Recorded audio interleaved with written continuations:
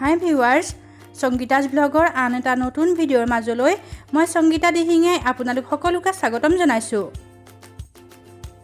আজি মই আপোনালোকৰ বাবে লৈ আহিছোঁ তেল নিদিয়াকৈ ৰন্ধা ক'লা কচুৰ এটা সোৱাদ ভৰা ৰেচিপি। আশা কৰোঁ ভিডিঅ'টো আপোনালোকে শেষলৈকে চাব আৰু শেষত মোক কমেণ্ট কৰি জনাবলৈ একেবাৰে নাপাহৰিব যে মোৰ আজিৰ এই ভিডিঅ'টো আপোনালোকৰ কেনেকুৱা লাগিল। তেতিয়াহ'লে আহকচোন এতিয়া আমি ভিডিঅ'টোৰ মাজলৈ যাওঁ। এয়া মই লৈছোঁ প্ৰায় এমুঠিমান ক'লা কচু। এইখিনি মই ভালদৰে ধুই মেলি এয়া নিজৰ পচন্দ অনুযায়ী কাটি লৈছোঁ। আপোনালোকেও নিজৰ পচন্দ অনুসৰি কাটি ল'ব ডাঙৰ বা সৰুকৈ কচু শাকখিনি।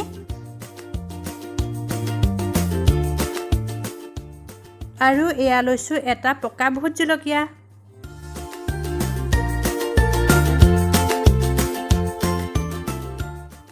এয়া লৈছোঁ অকণমান আদা নহৰুৰ পেষ্ট।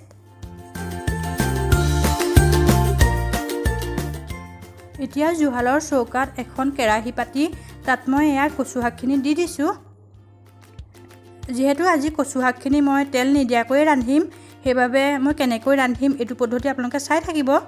এয়া মই আন্দাজমতে নিমখখিনিও ইয়াতে এড কৰি দিছোঁ। এতিয়া হেতাখনেৰে কচু শাকখিনি ভালদৰে মিহলাই দিছোঁ। কচু শাকৰ এই আঞ্জাখনত আজি মই হালধি ব্যৱহাৰ নকৰোঁ। এতিয়া ইয়াতে এবাটি গৰম পানী দি শাকখিনি ভালদৰে হেতাখনেৰে লৰাই দিছোঁ আৰু এই কচুখিনি ভালদৰে সিজিবলৈ এতিয়া ঢাকনিখন ভালদৰে বন্ধ কৰি দিছোঁ।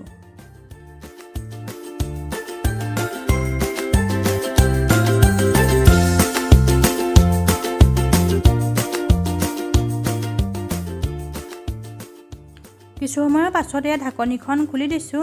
এয়া চাওকচোন শাকখিনি কিমান পানী ওলাইছে। এয়া শাকখিনিৰে পানী ওলাইছে বাৰু।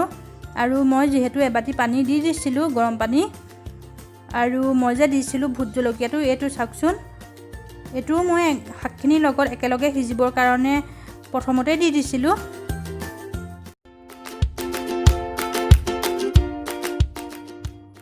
এয়া মই জুইকুৰা ভালদৰে বঢ়াই দিছোঁ আৰু এয়া কেৰাহীলৈ মন কৰকচোন, মোৰ শাকখিনি এয়া সিজি আছে। আৰু শাকখিনি ভালকৈ সিজিবৰ কাৰণে এয়া হেতাখনেৰে শাকখিনি ভালদৰে ভাঙি দিছোঁ।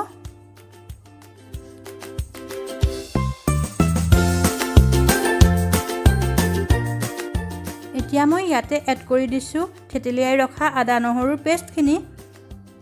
আদা নহৰুৰ পেষ্টখিনি যদি আঞ্জাখনত অলপ দেৰিকৈ এড কৰে তেতিয়া কচু শাকৰ আঞ্জাখনত আদা নহৰুৰ এটা বৰ ধুনীয়া ফ্লেভাৰ বিয়পি পৰে। চাওকচোন দৰ্শকসকল, মোৰ তেল নিদিয়াকৈ ৰন্ধা কচু শাকৰ আঞ্জাখন প্ৰায় ৰেডি হৈছেগৈ। আৰু এই আঞ্জাখনত যিহেতু মই তেল ব্যৱহাৰ কৰা নাই, সেইবাবে এই আঞ্জাখন স্বাস্থ্যৰ কাৰণে খুবেই উপকাৰী। আপোনালোকেও এনেকৈ এবাৰ বনাই চাবচোন আৰু কেনেকুৱা পালে মোক কমেণ্ট কৰি জনাব। কিন্তু যিহেতু ক'লা কচুত যথেষ্ট পৰিমাণে আইৰণ থাকে, সেইবাবে আমাৰ স্বাস্থ্যৰ কাৰণে খুবেই উপকাৰী হয়। আৰু এয়া চাওকচোন, তেল নিদিয়াকৈ ৰন্ধা মোৰ টেষ্টি কচু শাকৰ আঞ্জা গৰম গৰম ভাতৰ লগত খাবৰ কাৰণে ৰেডি হৈ গ'ল। মোৰ আজিৰ এই চিম্পুল ৰেচিপিটো আপোনালোকৰ কেনেকুৱা লাগিল বাৰু? যদি ভাল লাগিল তেতিয়াহ'লে প্লিজ লাইক, কমেণ্ট আৰু শ্বেয়াৰ কৰিব। লগতে মোৰ চেনেলটো ছাবস্ক্ৰাইব কৰি দিবলৈ নাপাহৰিব। কিন্তু আন এটা নতুন ভিডিঅ'ৰ সৈতে পুনৰ আপোনালোকৰ মাজলৈ অহাৰ প্ৰতিশ্ৰুতিৰে আজিলৈ তেন্তে বাই বাই।